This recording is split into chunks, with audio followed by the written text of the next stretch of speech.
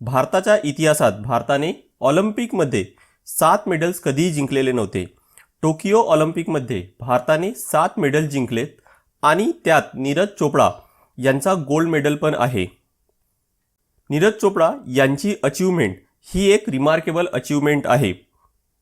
कारण यावर्षी भारताने जिंकलेले 7 जे मेडल्स आहेत त्यात फक्त हा एक गोल्ड मेडल आहे आणि ॲथलेटिक्समध्ये पहिल्यांदा भारताने गोल्ड मेडल जिंकलेला आहे. आणि नीरज चोपडा हे अभिनव बिंद्रानंतर सेकंड ॲथलीट आहे ज्यांनी इंडिव्हिज्युअल ऑलिम्पिक गोल्ड जिंकलेला आहे भारतासाठी. आणि म्हणूनच मला वाटतं की भारतीय यूथ आहे त्यांच्यासाठी ही एक खूप मोठी इन्स्पिरेशन आहे. टोकियो ऑलिम्पिक हिस्टोरिक आहे भारतासाठी. टार्गेट होता 15 मेडल्सचा. काही इव्हेंट्समध्ये मेडल्स एक्सपेक्टेड होते पण डिसअपॉइंटमेंट हाती आलं. पण ओव्हरऑल बघितलं तर it's a great performance by India compared to previous years. Olympic tally जर बघितलं तर भारताचा आता 48वा क्रमांक आहे. म्हणजेच भारताने टॉप 50मध्ये आता स्थान पटकावलं आहे. पण अजूनही इम्प्रूव्हमेंट करण्याची गरज आहे. Hello and welcome to edge the aptitude. Editorial of the week या सिरीजमध्ये वीकमध्ये जास्त चर्चेत असणारा टॉपिक आणि त्यासंबंधी न्यूजपेपरमध्ये आलेले एडिटोरियल डिस्कस करत असतो. अशाच डेली एडिटोरियल सजेशनसाठी इंस्टाग्रामचा पेज आहे s_aptitude. त्यावर स्टोरी चेक करू शकता आणि या व्हिडिओचं PDF तुम्हाला टेलिग्राम चॅनलवर मिळेल. 2004 मध्ये एक पेपर पब्लिश झाला होता. बर्नार्ड एबी आणि बुशी MR यांनी हा पेपर पब्लिश केला होता. त्याचं नाव होतं the review of economics and statistics. या पेपरमध्ये त्यांनी प्रूव्ह करण्याचा प्रयत्न केला की एखादी कंट्री आहे, एखादी देश आहे, तो किती मेडल्स जिंकणार हे त्या देशाच्या GDPवर डिपेंड असतं.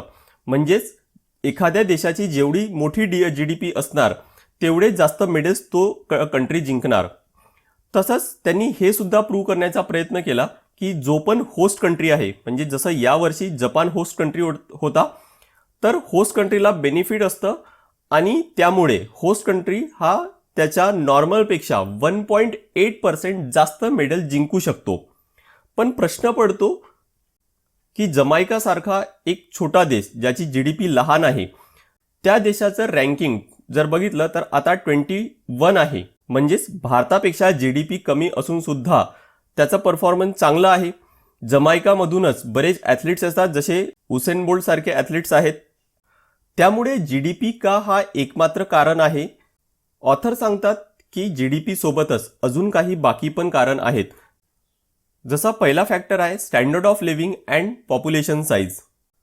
भारतामध्ये लोकसंख्या खूप मोठी आहे. त्यामुळे एक कारण देता येईल की जिथं जास्त लोकसंख्या आहे तिथून तेवढा जास्त टॅलेंट हा बाहेर येऊ शकतो. पण सोबतच भारतासारख्या देशांमध्ये एक सायझेबल पॉप्युलेशन आहे. हे हंगर किंवा माल न्यूट्रिशन सोबत लढत आहेत. त्यामुळे आपण अशा देशांमधून चांगले ॲथलीट्स हे तयार होतील हे एक्सपेक्ट नाही करू शकत. नेक्स्ट फॅक्टर आहे जेनेटिक फॅक्टर. अमेरिका, ऑस्ट्रेलिया किंवा नेदरलँड हे जे देश आहेत हे स्विमिंगमध्ये चांगले परफॉर्म करतात. पण चीनचा परफॉर्मन्स हा ओव्हरऑल ऑलिम्पिकमध्ये चांगला असतो पण स्विमिंगमध्ये चांगला नसतो. कारण स्विमिंग किंवा बास्केटबॉल अशा खेळांसाठी हाईट हा एक खूप मोठा ॲडव्हान्टेज असतो. आणि अमेरिका, ऑस्ट्रेलिया किंवा नेदरलँड या देशातील लोकांची ॲव्हरेज हाईट ही जास्त आहे ॲज कम्पेअर्ड टू चीन. त्यामुळे चीन हा स्विमिंग किंवा बास्केटबॉलमध्ये चांगला परफॉर्म करत नाही, तर तो शूटिंग किंवा जिम्नॅस्टिकमध्ये चांगला परफॉर्म करतो. त्यानंतर नेक्स्ट फॅक्टर आहे इन्फ्रास्ट्रक्चर अँड ट्रेनिंग. अमेरिकेमध्ये ॲथलेट्स किंवा जिम्नॅस्टिक्स याच्याशी रिलेटेड इन्फ्रास्ट्रक्चर हा चांगला आहे. त्यामुळे ऑब्व्हियस आहे की त्या देशांमधून या खेळांमध्ये चांगला टॅलेंट हा बाहेर येईल, त्यांना चांगली ट्रेनिंग पण मिळेल. तसंच जर्मनी इक्वेस्ट्रेडियनमध्ये चांगला आहे, तिथं इन्फ्रास्ट्रक्चर चांगलं आहे, त्यामुळे जर्मनी हा त्या खेळामध्ये चांगला परफॉर्म करू शकतो. UK डायव्हिंग, सेलिंग, सायकलिंगसाठी चांगला इन्फ्रास्ट्रक्चर आहे, चांगली ट्रेनिंग मिळते, त्यामुळे UK हा या खेळांमध्ये चांगला परफॉर्म करतो.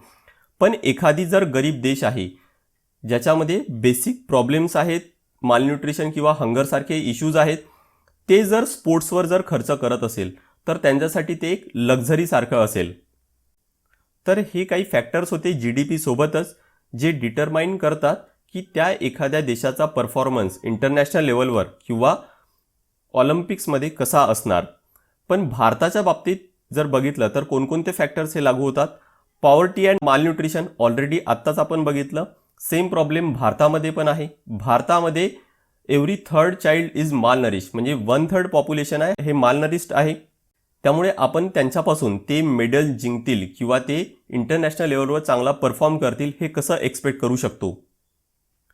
नेक्स्ट फॅक्टर आहे लॅक ऑफ स्पोर्ट कल्चर. एखादा वर्ल्ड क्लास स्पोर्ट्स पर्सन जर घडवायचा असेल तर त्याची ट्रेनिंग ही लहानपणापासूनच चालू व्हायला पाहिजे.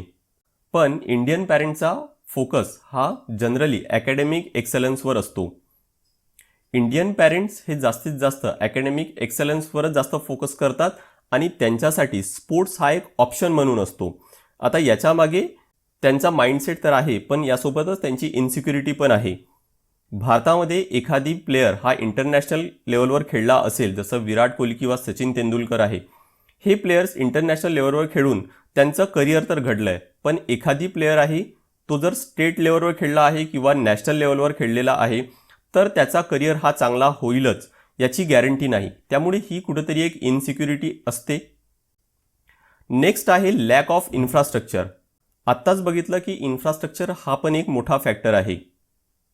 भारतामध्ये स्पोर्ट्ससाठी बजेट हा कमी अलोकेट होतो, त्यामुळे इन्फ्रास्ट्रक्चर पण हा कमी असणार किंवा तेवढा चांगल्या दर्जाचा नसेल. पण आता मागच्या काही वर्षांमध्ये स्पोर्ट्ससाठी बजेट अलोकेशन हा वाढलेला आहे. पण यासोबतच अजून एक भारतामध्ये प्रॉब्लेम आहे, तो म्हणजे करप्शनचा. भारतामध्ये रेड टेपिझम किंवा पॉलिटिकल इंटरफरन्स हा खूप जास्त आहे. त्यामुळे जो रिअल टॅलेंट आहे, जो चांगला टॅलेंट आहे, हा बाहेर येऊ शकत नाही.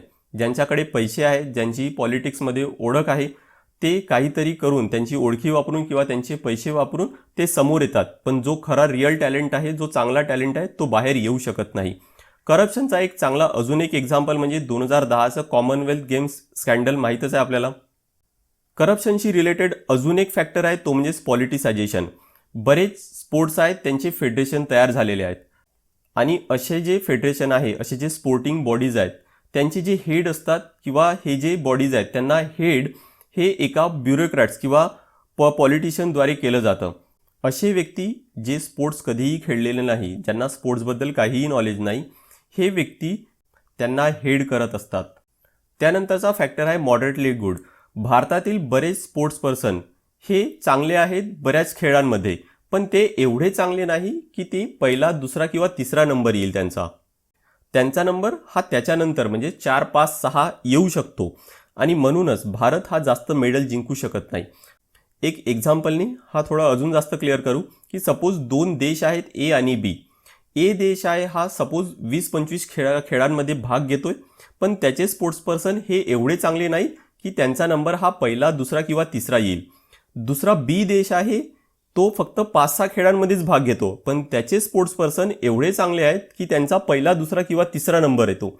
त्यामुळे बी देश हा जास्त मेडल जिंकू शकणार, पण ए देश आहे हा जास्त स्पोर्ट्स पर्सन त्याच्याकडे आहेत किंवा तो जास्त खेळांमध्ये भाग घेतोय, पण तो जास्त मेडल्स जिंकू शकणार नाहीत.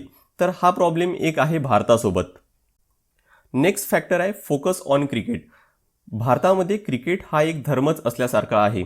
बरेच यूथ किंवा लहानपणीच मुलं असतात ते क्रिकेटकडे फोकस्ड असतात.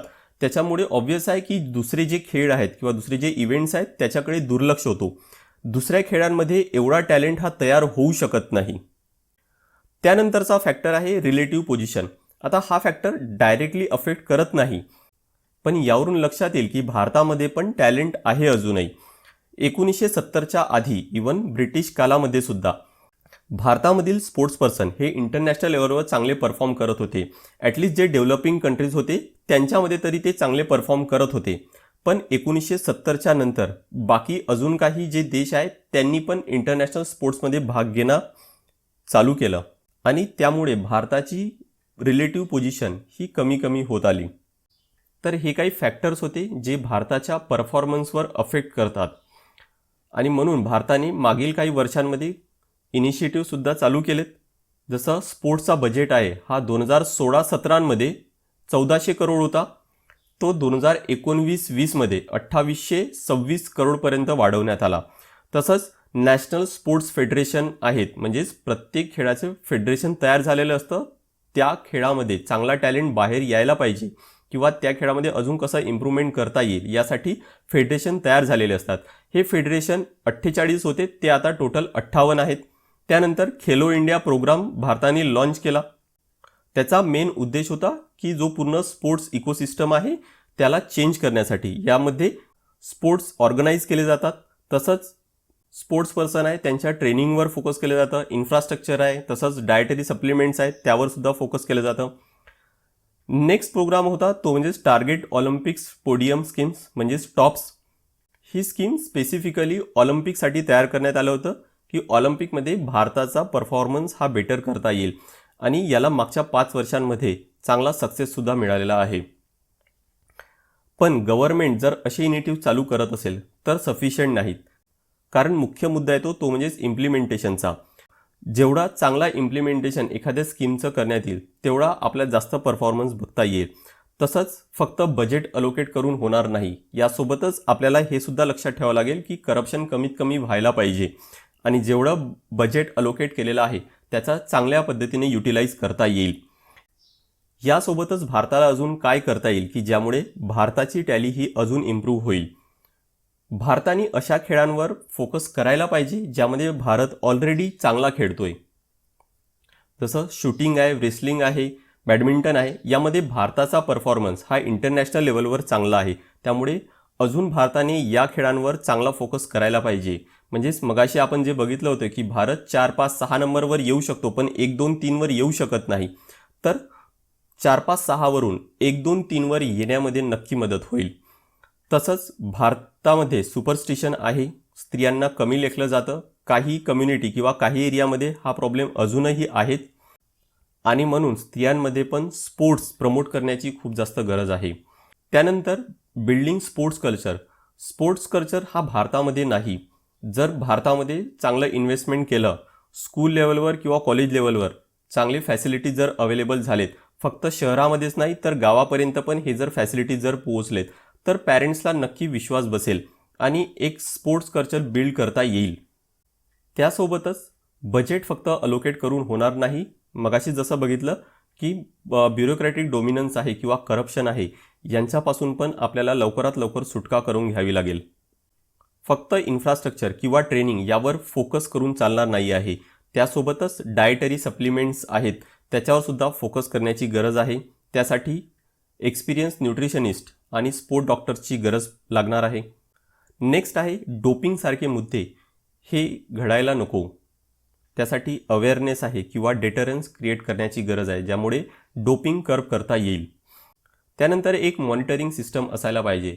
जर सरकार स्पोर्ट्स पर्सनवर किंवा ॲथलेटिक्सवर खर्च करत असेल, तसंच कोचेस असतात त्यांच्यावर जर खर्च करत असेल, तर त्यांचा रेकॉर्ड किंवा त्यांची इम्प्रूव्हमेंट हे ट्रॅक करण्यासाठी मॉनिटरिंग सिस्टमची गरज असेल. जसं इन्फ्रास्ट्रक्चर, ट्रेनिंग आणि डायटरी सप्लिमेंट्स आता जसं आपण बघितलं यांची गरज असतेच, पण यासोबतच फिजिओथेरपिस्ट आहे, सायकोलॉजिस्ट आहेत, स्पोर्ट ॲनालिस्ट आहेत, यांचीसुद्धा गरज असते. आणि जेवढं जास्त आपण फॉरेन कोचेससोबत एंगेजमेंट वाढवलं तेवढं जास्त भारताला बेनिफिट होईल. फॉरेन कोचेससोबत जर एंगेजमेंट वाढल्यानंतर फक्त ॲथलीट्स किंवा स्पोर्ट्स पर्सन यांनाच बेनिफिट होणार नाही, तर जे कोचेस असतात त्यांना पण नवीन काहीतरी शिकायला मिळेल. भारतातले जे कोच आहेत त्यांना पण बाहेर ट्रेनिंगसाठी पाठवलं तर त्याचा पण नक्की फायदा होईल. त्यानंतर अजून एक वे फॉरवर्ड आहे तो म्हणजेच 1 स्टेट 1 स्पोर्ट. द हिंदूमध्ये एडिटोरियल आलेला आहे, त्यामध्ये हा पर्याय दिलेला आहे की भारत सरकारने 1 स्टेट 1 स्पोर्ट इम्प्लिमेंट करायला पाहिजे. म्हणजेच एखादी राज्य आहे तो त्या एखादी खेळावर चांगला फोकस करेल, त्या खेळाशी रिलेटेड पूर्ण इन्फ्रास्ट्रक्चर हा त्या राज्यांमध्ये असणार, कोचेस अवेलेबल असतील. आता प्रश्न पडतो की त्या एखाद्या राज्यासाठी तो नेमका स्पोर्ट्स कसा निवडायचा. तर हरियाणाचं जर एक्झाम्पल घेतलं तर हरियाणामध्ये रेसलिंग आहे किंवा बॉक्सिंग आहे, असे जे खेळ आहेत यामधून चांगला टॅलेंट बाहेर येतो. तिथं ऑलरेडी चांगला इन्फ्रास्ट्रक्चर आहे, त्यामुळे त्या एखाद्या राज्याचा कल्चर किंवा त्या राज्यांमध्ये डाएट कशा पद्धतीने आहे हे कन्सिडर करून त्या एखाद्या स्पेसिफिक राज्यासाठी तो स्पोर्ट चांगला असेल आणि त्यामुळे त्या राज्यांमध्ये त्या स्पोर्टशी रिलेटेड चांगला इन्फ्रास्ट्रक्चर बिल्ड करता येईल. This is all from my side on this part of discussion. Thank you very much.